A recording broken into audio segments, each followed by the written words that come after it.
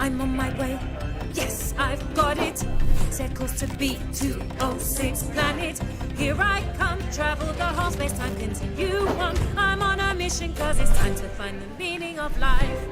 Well, you're forgetting, James. If I really was God, then surely I could be anywhere, couldn't I? I mean, I could be anyone.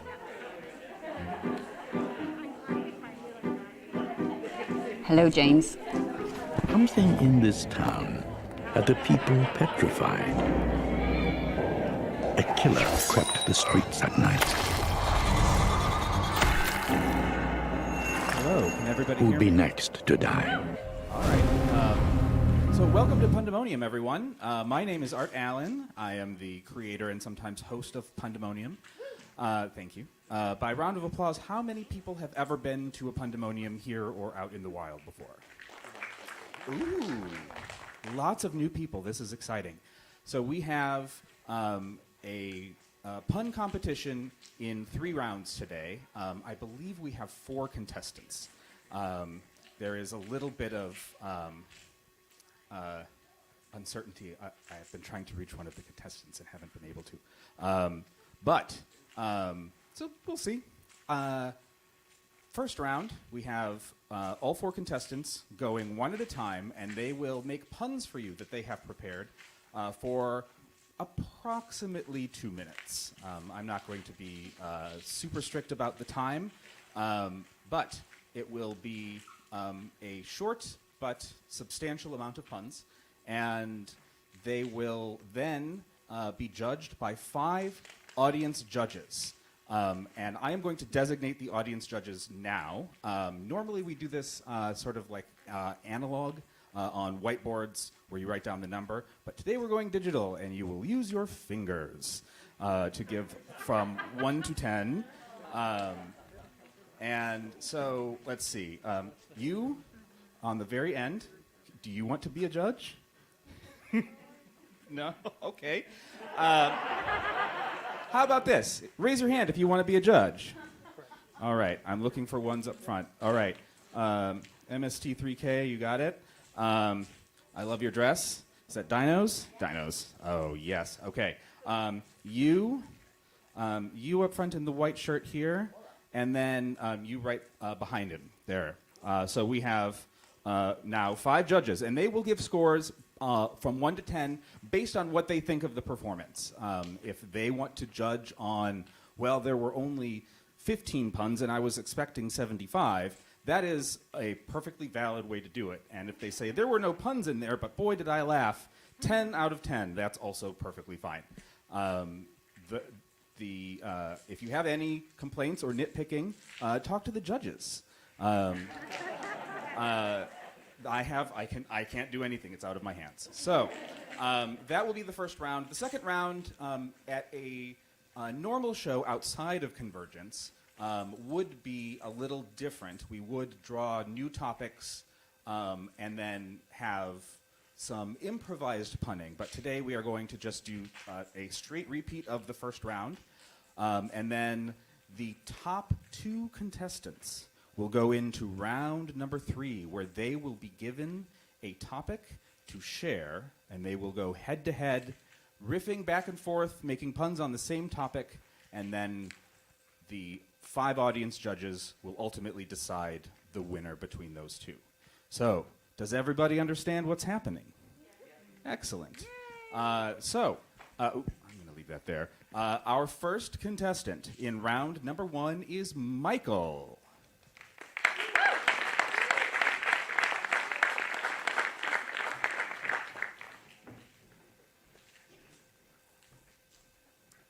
Hello, can you hear me?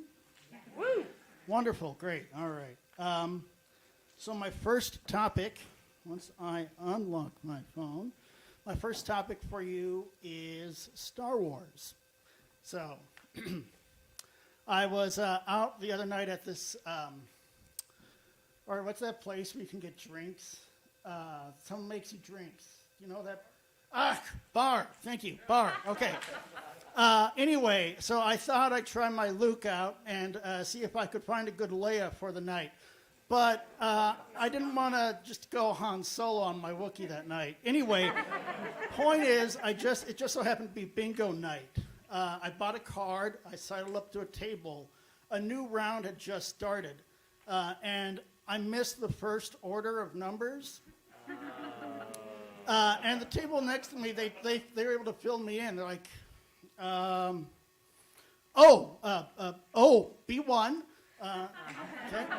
And B, B8. Oh, okay, cool. Now, I had only been playing 3D bingo. I don't know if you all been playing 3D bingo. I was playing 3D bingo before this. So naturally, I had to ask if all the other boards are D2.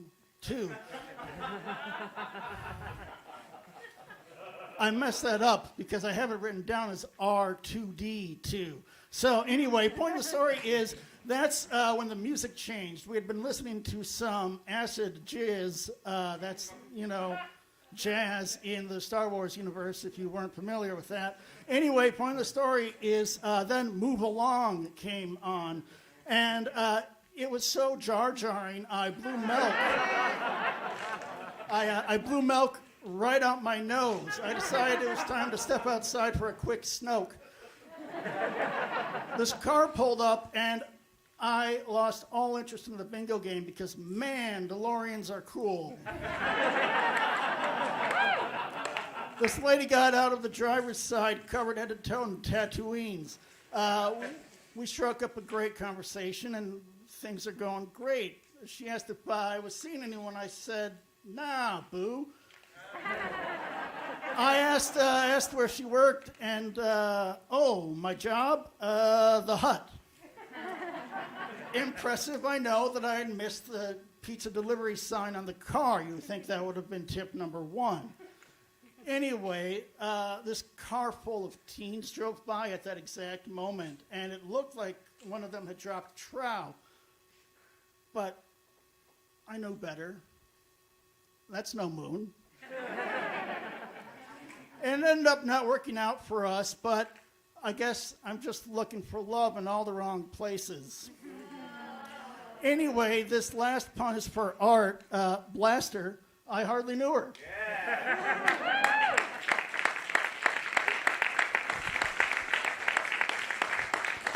Thank you, Michael.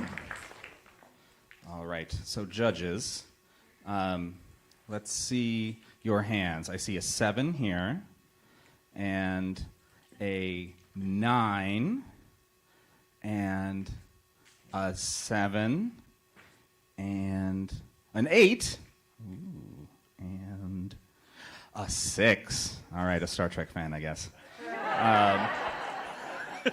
All right, thank you, Michael.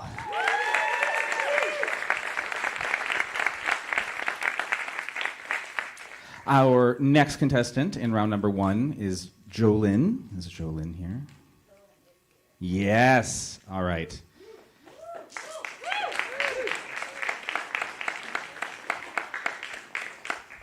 All right. Hello. Go ahead, tell us your topic, and then you have as much time as you want, I guess. Okay. My topic is 90s cartoons. And, right? Turns out it's a lot harder than I thought it would be. I am, aren't I? Am I? Oh, can I? Sweet. Owie. Maybe. I get stuck on something. There we go. Can you hear me? Yeah. Awesome. Okay. So, In line with this year's theme, The Stuff of Legends, I will be channeling the legendary actress, the late and the great Estelle Getty, in her portrayal of Sophia from Golden Girls. Picture it, Sicily, 1929. We were in the middle of a recession. Food was scarce. Most days, all we had was salt, pepper, and aqua. Teen hunger forced us kids to find any work we could in hopes for something to eat. Pepperoni, calamari, maybe even DuckTales. Ooh. So one day, I was walking with my cat, dog Garfield and friends, and we see Nicholas Simp and the other Simpsons. Wouldn't you know it, I saw Nick holding some sandwiches. A peanut butter and Jella and a condiment-filled tiny tuna. They walked toward us with smug looks, shoving that food in their mouths, and let me tell you, I was getting hangry. Before they got to us, I yelled, "Hey, Arnaldo, where did you get those sandwiches?" The brothers looked at each other, those ridiculous smirks on their faces, and he pulled out another sack from his pocket. Arnaldo said to his fellow, follow us and he would give us one. The brothers led us to a butcher shop in town, but brought us to the back room. Now let me tell you, it was disgusting. Under the rug, rats were stealing rotten meat, and in the corner was a pile of dead fish. My friends did a tailspin and ran out of there, and my cat after the rats, but I held my whimpering dog close. We dared Daria to shove all those fish guts outside, then you can have this sandwich. But you are probably too dainty. Now let me tell you, I come from a proud family, so I gathered some courage, the cowardly dog, and I dug. I dug and I dug. And with that last load, I noticed the boys walking outside. Guess what they did? They told the butcher they did it. Of course, I start arguing when the butcher yells, "Hey, this is where the beef is. Go butt heads outside." They thought they were so clever as they walked out the front door, but I grabbed the payment for the job and ran out the back. What's the point, Ma? The point is, you never make a bet with a Sicilian when lunch is on the line.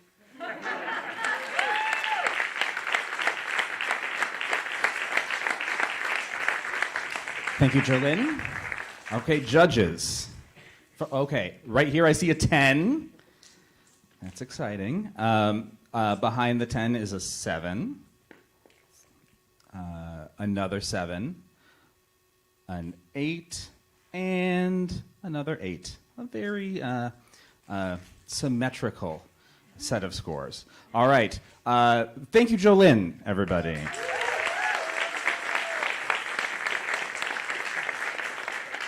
All right, our next contestant in round number 1 is Scully. Here he comes.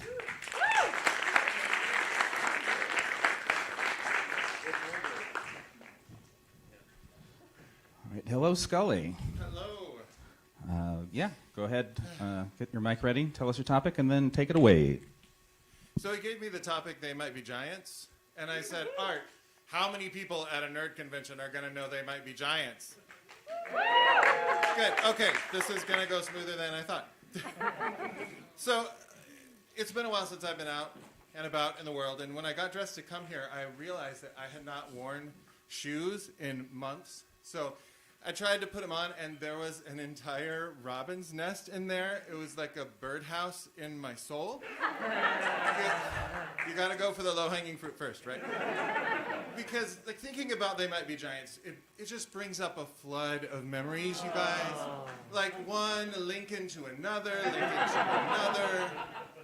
It takes me back to when I was in high school with my buddies, John, Henry, and Paul. Oh, 18 was our age, and we were best friends. So we'd hang out on John's beautiful queen bed or on my evil twin, sipping, thank you, that's a deep cut, sipping miscellaneous teas, you know. I mean, we weren't gay or anything. Paul's girlfriend was Anna. She was so hot. Okay, maybe I was into women and men. Women and men. Anyway. So Anna had this huge bong, right? It was shaped like the Michelangelo's David, and that statue got me high. There was one time I was so baked I could see the whole universe, man, like every single particle, man. Like I kept saying, squares only have 3 sides. I can see it now. And Henry shouted, no. The They Might Be Giants children's album? No? Okay. Thought you were true fans. And Henry said, no, that's a triangle, man. And I said, look, everything right is wrong again, okay? It was a weird group. You know, there was a time that they all decided they wanted to fly to Turkey to see the running of the bulls. And they said, join us, which is They Might Be Giants' 2012 album. I thought you were true fans. And I said, look, guys, I stand bulls, but not Constantinople. You're thinking of Pamplona, right? But, you know, but my buddy Paul insisted, because he got this dream of running a 5K on every continent. He was kind of my racist friend. But, you know, still I spine for those days. Spine 2010. Yeah. So what else? Mink Car, My Murdered Remains. Well, you know what I'll just end with saying that I really like the 2 Johns, but I find the rest of the band kind of ominous because it's Dan, Dan, Dan. And that's it.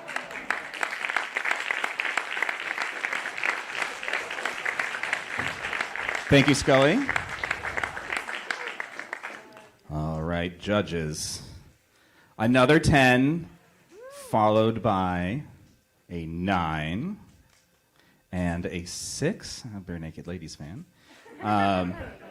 A 7, and is that a 10 or a 9? 9. All right. Thank you, judges, and thank you, Scully.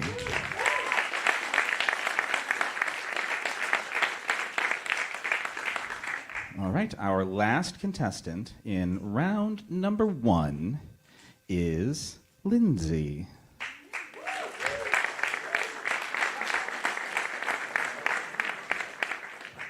Wouldn't it be great if I could do puns in this head? I can't, but I figured if you're going to make a headpiece, you need to at least wear it up once.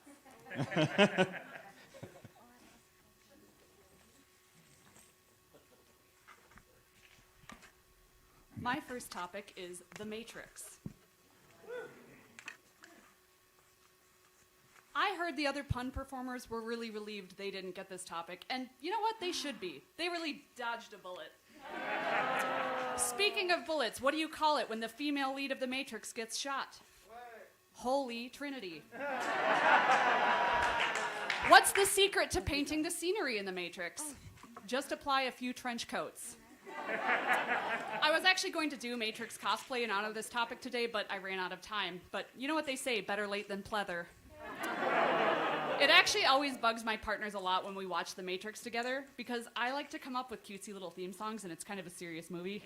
So, for instance, sentient machino had a human farm, E-I-E-I, Neo. I know, I think it's a great song, but apparently it bugs them to the point where their stomach hurts and makes them want to jump off a building. Lately, I've been super homesick, especially for my sister and my nephew. I just visited them, but by the time I got to the airport, I already missed her and her son. Thanks, sir. Part of why I love The Matrix is it's such a great allegory for us queer people. It surprised everyone when it came out in 1999. And it told the story of people who met online, exchanged a few cryptic messages, and then immediately moved in together. I hear the Matrix producers were a little hesitant at first to combine cyberpunk aesthetics with martial arts. They thought audiences might find it confusing. But the movie really shocked folks' nerves in ways that only trans sisters can. Get it? Shock, transistors, trans sisters. When I told a friend I was going to make a pun about 2 trans movie directors, they told me I'd better Wachowski. But the thing about great dystopian sci-fis like The Matrix is they really change us. Morpheus. Okay, yes, I am a little too hungover to make good Matrix puns today. I got pretty drunk last night, but I figure if I can just get through this, I'll go straight back to the bar and get reloaded. Speaking of reloaded, I was surprised when they made a Matrix sequel. After all, been there, the one that. But it also makes sense to continue the franchise. In fact, there's a fourth one coming out in December. Did you know? We're excited. It just goes to show, when you find yourself smack dab in such a big revenue stream, you have to grab yourself a paddle and jump on the nearest Keanu.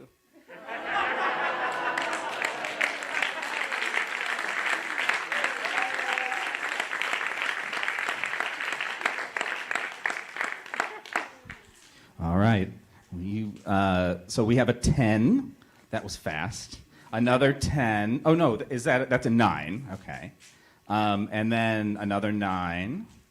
Another 10. And a 9. My goodness. All right. Thank you, judges, and thank you, Lindsay.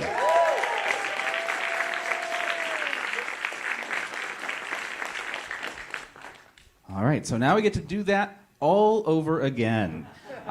So as I said, normally in the live show, which happens in Minneapolis the third Wednesday of every month at Club Underground in Northeast, except for this month, we're canceling it because of the COVID. And it also happens normally in Madison, Wisconsin at the High Noon Saloon. So if you live in Madison normally, you can see it there. So let us do round number 2. Are you all ready? All right, come on back, Michael.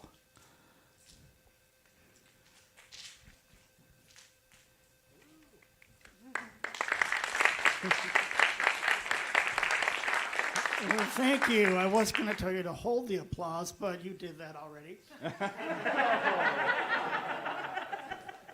My second topic is board games. So let's get the obvious out right away here. How is everyone's pandemic? Full of splendor, huh? Just like mine? Cool. Small world, right? Anyway, I was supposed to go on vacation last year to Puerto Rico, but then everything shut down. I couldn't go, despite already having a ticket to ride. Well, I bought a new car last year. It's French, and it's one of those boat cars. I was so excited, but it turns out the car Casson, but the car can't Mississippi. Here, when I bought the car, I thought I had bought dominion over the land and seas, but alas, it was a betrayal. So I sold it. I told the new buyer that it was an as-is sale because, sorry, I won't risk my life. The new owner reached out to inform me later the next week that they had to bring it in for repairs. Apparently it needed some new Axis and Allies. Anyway, they also sent me some unsolicited pictures of dicks. It really soured the mood. Dixit, if you missed that. It's funnier when I explain it. I'm like, when is this guy from? The Stone Age? Anyway, that was last summer. Everything changed in the dead of winter. I got a love letter in the form of an OkCupid match. I'd had matches before in the past, but they didn't amount to Munchkin. I may come off as though I want to smash up front. Like when you get to the root of it, I do want a cosmic encounter. Red bang. Okay, cool. Now that we clear that up, I'm not going to give out my red dragon in a moment's notice. We had to talk about our relationship. Are we mono, poly? I'd suggested poly in the past, but the resistance was overwhelming. So at this point, I'm cool with whatever. All right, I've got this last one that's just for art. Mysterium, I hardly knew him.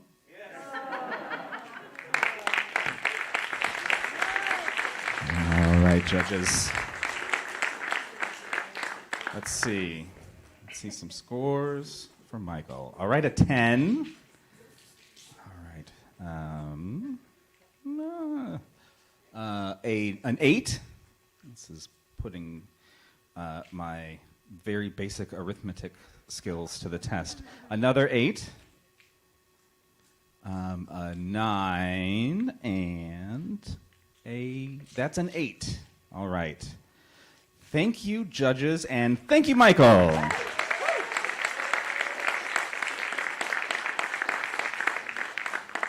Okay, our next contestant is Jolynn.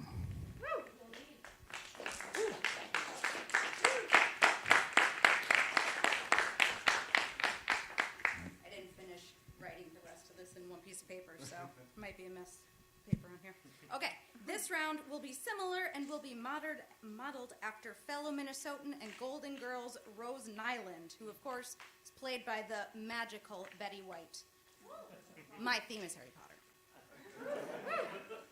Okay, so far, I'm having a lot of fun at Con this year. Are all of you? Awesome. I know we were all worried about it being a mess, but it is turning out to be pretty great. Unlike what happened back in St. Olaf. Daddy and I were walking back from Helga Huffelpufen's general store when we heard some quarreling near Griffin Johansson Farm. We knocked on Griffin's door, and he greeted us in a very panicky manner. And I'll tell you what, it was the most ridiculous scene inside. The inside was a total disaster. Butter, beer, even Olfen's lutefisk all over the floor. Now, Daddy and I, of course, expected the worst. You see, Mr. Johannesson lived by where wolves would prowl. And the whole situation could have been very serious indeed. So we tried to figure out what happened, and wouldn't you know it, over in the living room, sticking its head out from a quilt, a raven clawed its way through the blanket. Then the most bizarre thing happened. My sister Ingrid showed up, and out that bird flew. Pow, dirt flying everywhere. We thought that bird must have found something to eat. We saw something slithering. Maybe a weasel? Ingrid went towards it. Something daubing up and down in the pond? She ran there. Up in the tree, lawn, Ingrid followed any movement. Finally, we found that raven up in a crab apple tree, gobbling everything in sight, spewing seeds everywhere. We turned to Mr. Johansson to see what he wanted to do. But we knew what he was thinking. His house was no longer in danger of being destroyed, so we walked him home. What's the point, Rose? The point is, no matter which way you look at some situations, be relieved that when one window closes, a double door opens.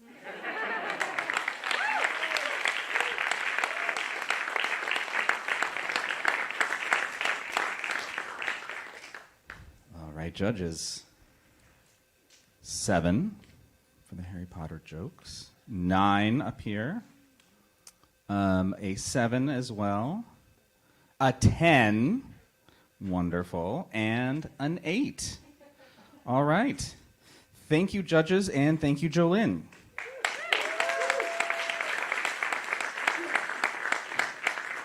Our next contestant in round number 2 is Scully.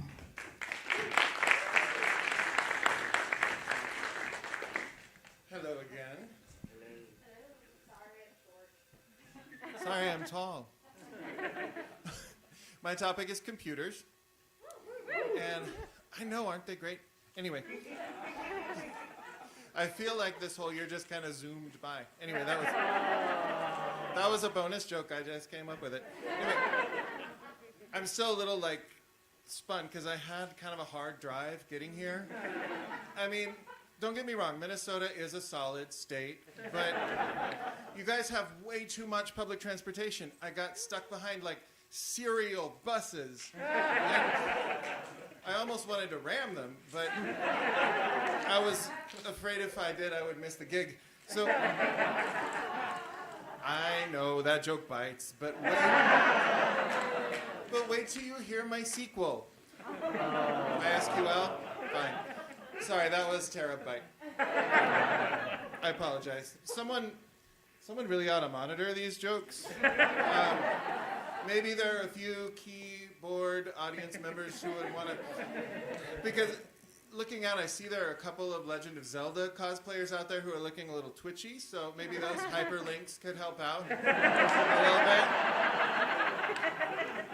Honestly, I have to be real with you though. I love my nerds, but hot weather and cosplay sometimes don't mix. I may be a bit biased here, but there's a smell that you can almost visualize, like you can see PU.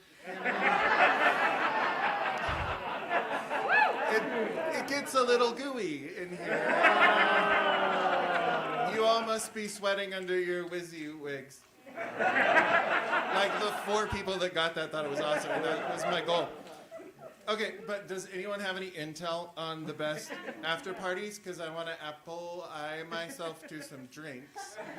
I'm not thinking like a huge glass of hard liquor, just something micro, soft. You know? Okay, let me get real. I know it may not be PC to say that, but having pants on after a year of pandemic is kind of a hard wear. I wanted to at least cover my butt, so I didn't want anyone to see colon.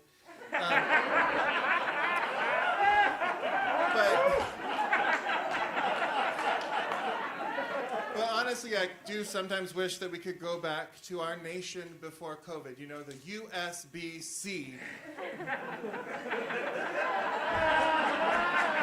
Sometimes they have to walk out to your seat, and that's okay. But anyway, that's my set. I hope you cheer instead of boo, Leon. And I hope that you give me at least a C++.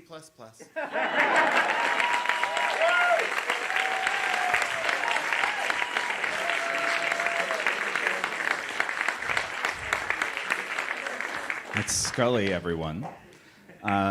Judges, what do you think? I see a 10, and what is attempting to be a 15. But I think it's just a regular 10. We have another 10, and a 10. That is a perfect score. Wait, did I get yours? Yeah, okay. So, our last, yes, and you've already applauded for Scully, so fine. Do it again.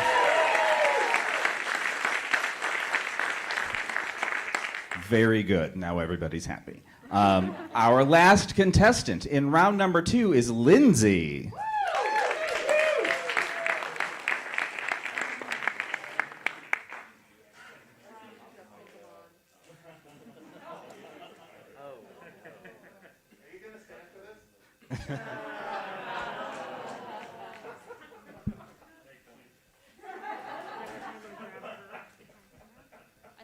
Would be enhanced by a couple visual aids. So we'll see how it works. This will be my first pun slam with any visuals. My topic is Pokemon.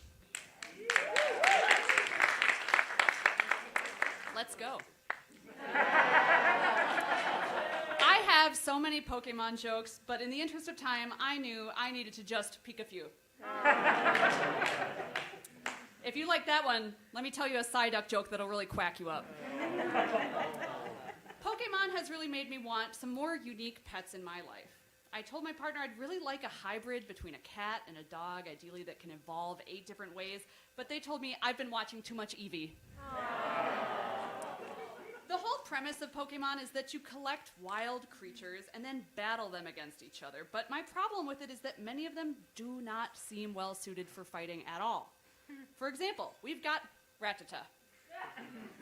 Is he really ready for a big fight, or is he better suited for a game of hide and squeak? And then there is this guy.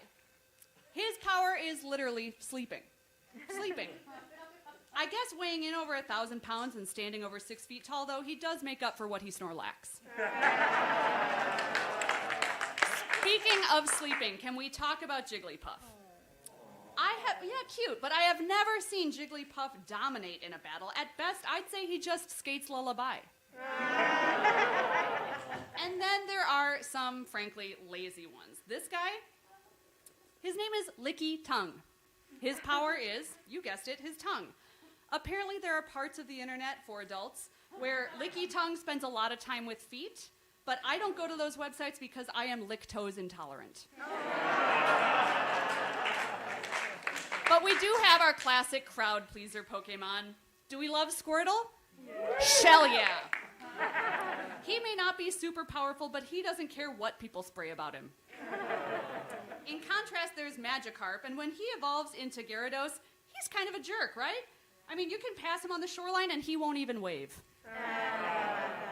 But Bulbasaur, he may be just a starter Pokemon, but he holds his own just fine. Actually, he was performing so well, he got accused of using Miracle Grow, and now he is subject to periodic testing. Let's not forget about Charmander, who evolves into Charizard. I personally think he gets overused in battles, which concerns me because, as with any athlete, they're subject to burnout. And you can tell, in some battles, his energy is dragon. But he is a great improviser. He loves to wing it. If I'm being honest, if I were a character in the Pokemon franchise, I'd probably be one of the bad guys. It's not that I get off on beating up little kids, but sometimes you just want to kick some ash. And I'm high achieving and I'm a little bit conniving, so yeah, I think if I was asked to join a team of evildoers, I'd rock it. Anyway, I'm about out of time. If you want to see some videos that I've made about rare Pokemon, particularly powerful Pokemon who combine multiple Pokemon's DNA have been genetically modified, just check me out on YouTube.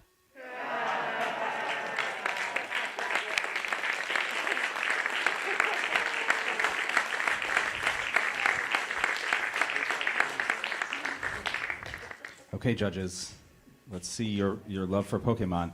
A 10, a 9, a 9.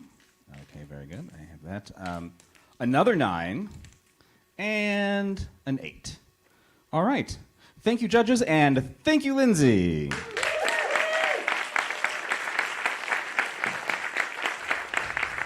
Okay, so now I have to do some quick math to determine who has the most score. And I believe it is, hold on, what is numbers? Scully and Lindsay are our finalists. And so we will have them come up. But first, a round of applause for Michael and Jolynn.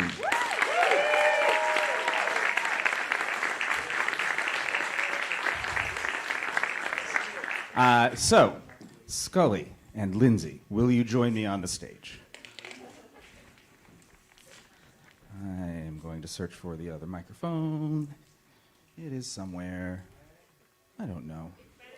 Oh, up here, where a microphone belongs. All right. Who wants this one? It's off, but it's still very hot. It's a hot mic. So. Ow. Yeah, I told you, it's a hot mic. It's a hot mic. So. Don't you know when I used to dance under in So here's how this round works, everyone. I will give our two final contestants a single topic, and they will go back and forth together on the same topic against each other, hopefully not with each other. But if with each other is fine too, we like friendship. Anyway, then when they are done, the 5 audience judges will indicate Lindsay or Scully, and then we will adjourn. So that's it. Are you ready for your topic? Yes. No. No. All right. Well, it looks like we're going to take a 15-minute break. No, all right. Your topic for round number 3 is video games. I did not. I didn't intend to go this far in the round, so I don't have a lot of jokes ready. This is going to be a Sega for the ages. That's what it's going to be. That's just how they pronounce Saga in Minnesota, I think. It's a real joy sticking around up here. So thank you for having me. Controller, I hardly know her. Gotta get low-hanging fruit is the sweetest. I'm out of ideas. You totally are. It's the dumbest fucking joke. Switch it up. You got this. Well, I'm glad I can check this Xbox off my to-do list. It's okay. I have to admit that I've been doping. I'm on Metroids.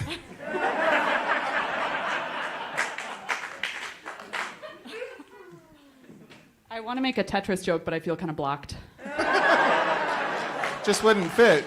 It really wouldn't. So we just gotta like bobble the bubbles back and forth. That's what we gotta do. Oh, there's a lot to unpack, man. I'm hearing the Call of Duty here is really what's happening with a D or a T. And the lights are creating quite the halo. I feel like I've been up here half my life already. I need a release valve. Hey, please don't talk about your joystick. I already made a joystick joke, I'm sorry. I don't know, it's been going, the way that this has been going is so weird. It's like we're up, we're down, we're up, we're down, we're left, we're right, we're B, we're A, we're start. That is an unfair attack move, man. I have to come contra you, because that's what I'm here to do. Nobody played Contra? Shit. I know we're in combat, but we're only mortals. Yeah. I mean, the sonic intensity that you're bringing, I really appreciate that. The tales that you're telling.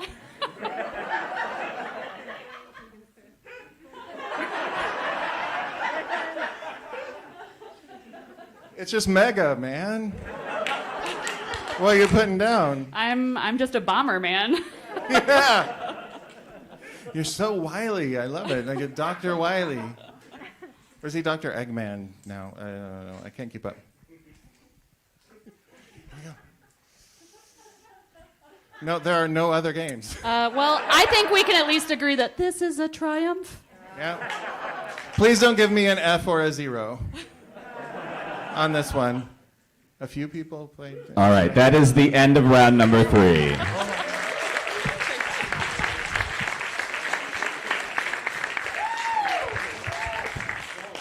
Also, come on, Frogger, I hardly know her. All right, I have more, but we won't go into that. So judges, in the fuzzy costume is Lindsay. In the smooth costume is Scully. And maybe just like point that way for Lindsay and that way for Scully. That'll be the easiest, I think. All right, so I see 2 for Scully, a 3rd for Scully. All right, Scully takes it. Round of applause for Lindsay and your champion, Scully.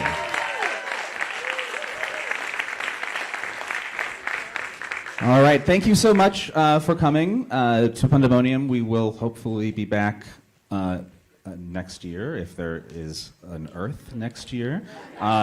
If you like this, please let the organizers know, and you can find details on all the shows and when they will or will not be happening at punslam.com. I am Art Allen. Thank you all so much for coming.